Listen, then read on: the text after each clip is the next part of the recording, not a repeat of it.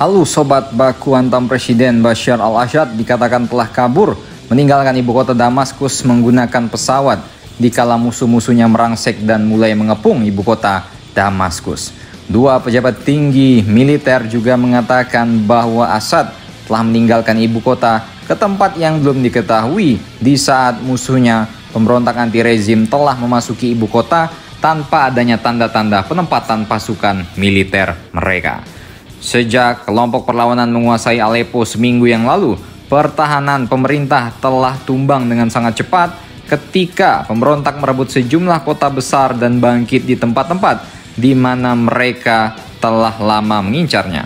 Ancaman ganda terhadap kota Homs yang strategis dan ibu kota Damaskus kini menimbulkan ancaman nyata terhadap pemerintahan Assad yang diprediksi mungkin hanya akan bertahan beberapa hari lagi. Padahal pemerintahan Assad ini telah berlangsung selama beberapa dekade di Suriah dan pengaruhnya berkelanjutan dari pendukung utama Assad di wilayah tersebut. Merebut kota Homs yang merupakan persimpangan penting antara ibu kota dan Mediterania akan memisahkan Damaskus dari benteng pesisir sekte Alawid minoritas kaum Assad dan dari pangkalan udara dan angkatan laut Rusia. Militer Suriah juga dikabarkan telah mundur jauh ke Sasa yang berjarak 30 km dari Damaskus untuk melakukan pengumpulan pasukan kembali, kata seorang perwira militer. Sebagai tanda runtuhnya pasukan pemerintahan di timur, sekitar 2.000 tentara Suriah telah melintasi perbatasan untuk mengungsi ke Irak mencari perlindungan. Kelompok perlawanan telah menguasai hampir seluruh wilayah barat daya dalam waktu 24 jam dan mereka telah maju hingga 30 km dari Damaskus ketika pasukan pemerintahan mundur.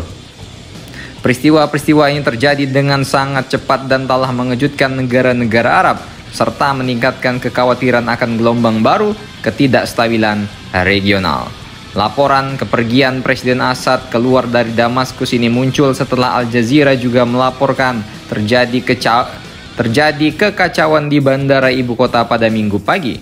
Kelompok perlawanan bahkan dilaporkan telah menduduki sejumlah lembaga dan situs strategis, termasuk radio, stasiun televisi negara yang selama ini dikuasai pemerintah. Seorang pejabat keamanan juga mengatakan bahwa rezim saat ini sedang menghadapi keruntuhan. Dari segi militer, Damaskus telah jatuh. Unit pengintaian juga kabarnya telah memasuki Damaskus untuk mencari sang presiden namun tidak berhasil. Dan operasi khusus yang disebut telah memasuki Damaskus ini telah mengambil posisi-posisi dan tempat-tempat strategis di ibu kota.